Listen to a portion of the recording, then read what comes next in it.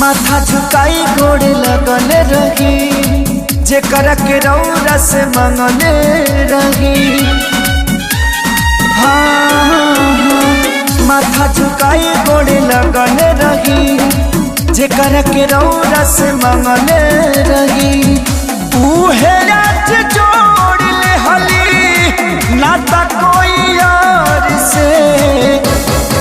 वो दिल टूटल बाबा मोरा जोर से, जल ढारतनी अखिए के लोर से। खड़ा पानी तुआरी रउआ भोर से, जल ढारतनी अखिए के लोर से।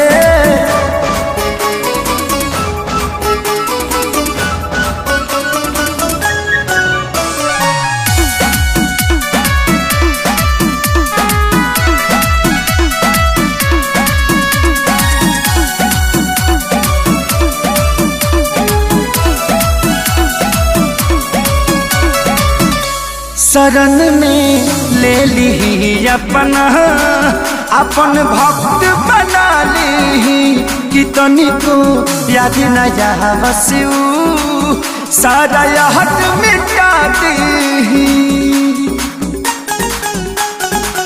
ए बाबा रहुरा से चाही कुछ न हमके, जिंदगी से दूर सनम के। कृपा कर छूटी मिलो मोहब्बत के डोर से। हो दिल टूटल बाबा मोरा जोर से, जल ढारतनी अखिए के लोर से। खड़ा पानी तुआरी रउआ भोर से, जल ढारतनी अखिए के लोर से।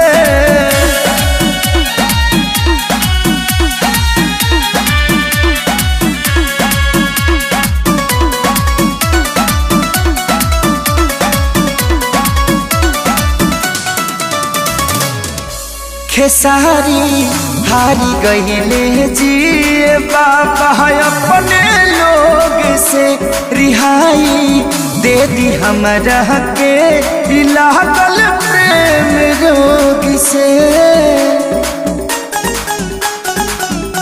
बाबा, अपना विशाल मन में कोई के बसई है। बाकी जिंदगी सेवा में बीतई है। संजय के बचवले रखा बैसन दिल चोर से।